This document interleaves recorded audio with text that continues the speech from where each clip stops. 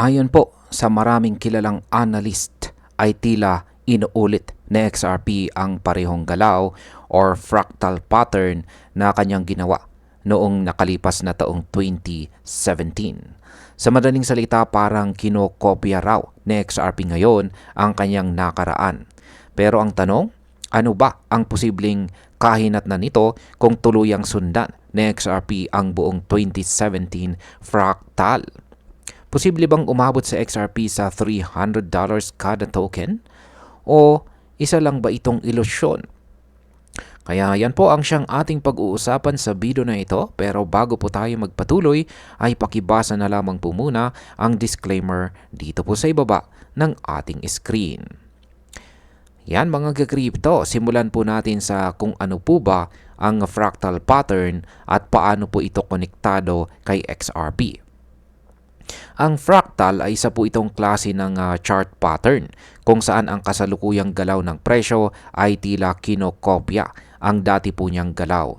Parang deja vu sa mundo ng technical analysis. Ayon po sa mga analyst ay may malaking posibilidad na si XRP ay sumusunod sa kanyang historical fractal noong taong 2017. Sa panahong ito ay mula po sa halos wala, literal, na nasa presyong 0.005. Yan, 20 digits 5 lamang ang presyo ni XRP or ang kanyang halaga.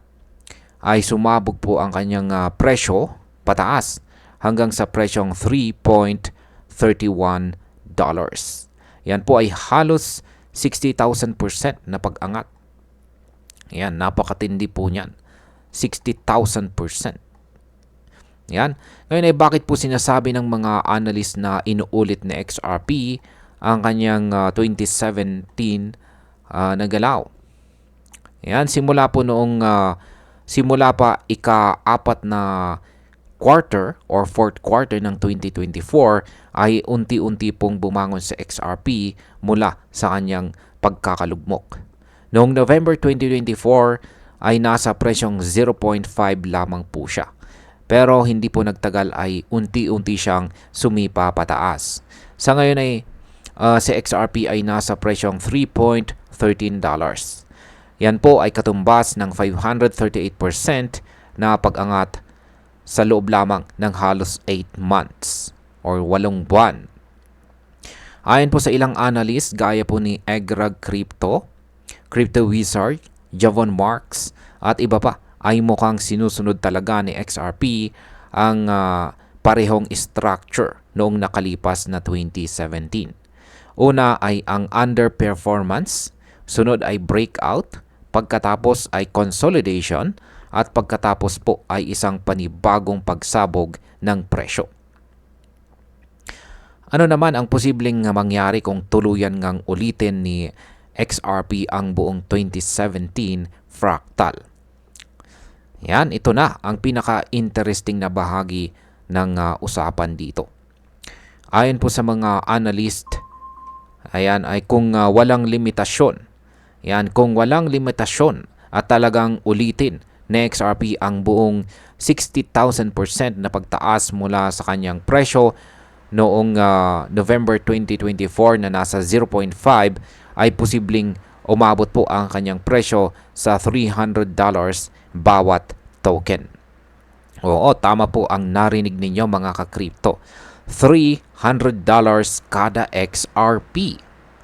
Kung sakali mang mangyari ito, halimbawa ay meron kang 10,000 XRP na binili sa halagang $5,000 noon, ang halaga ng iyong hawak or holdings ay aabot na po sa $3 million. Yan, ang tindi, parang nanalo ka ng loto. Pero posible ba talaga ang presyong $300 kung isaalang-alang natin ang market cap? Ngayon ay dito na po papasok ang realidad. Ayon po sa maraming analyst ay hindi ganun kasimple ang pag-akyat na XRP sa presyong $300. Dahil kapag nangyari ito, ang market capitalization na XRP ay aabot sa $18 trillion. Para lang magkaroon po tayo ng ideya, ang buong crypto market ngayon ay nasa $4 trillion lamang. At ang market cap ng gold na pinakamahalagang asset sa mundo ay nasa humigit kumulang $14 trillion.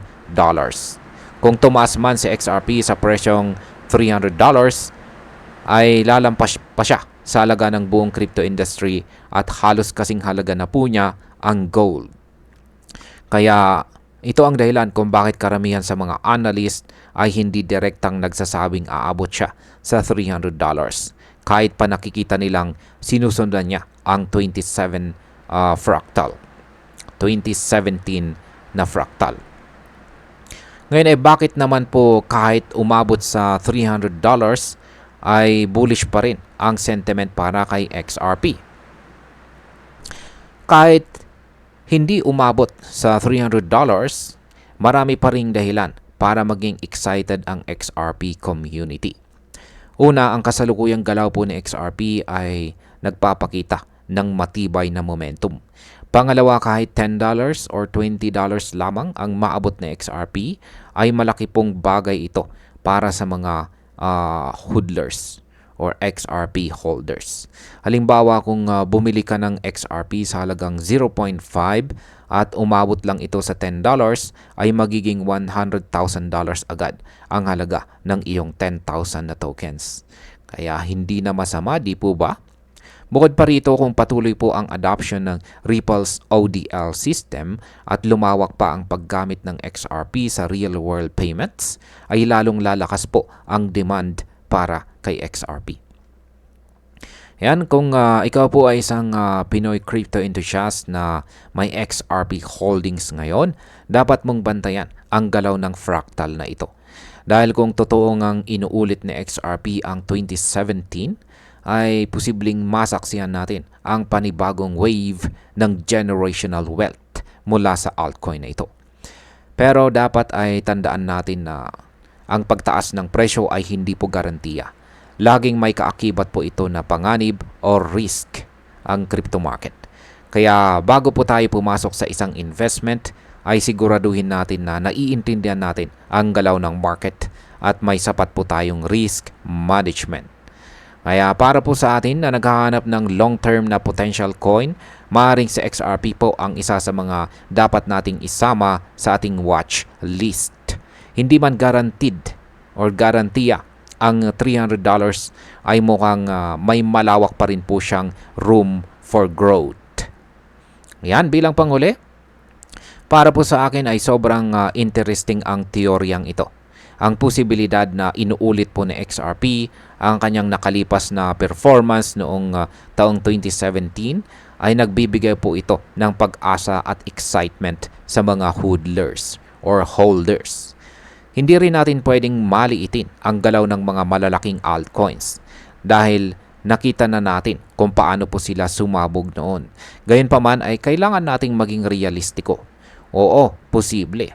Pero kung mangyayari man ang $300 na presyo kay XRP, siguro ay hindi ito mangyayari agad-agad. Posibleng mangailangan po ito ng massive global adoption, legal clarity at tamang market cycle. Ang importante po ay huwag po tayong pumasok sa hype na bulag.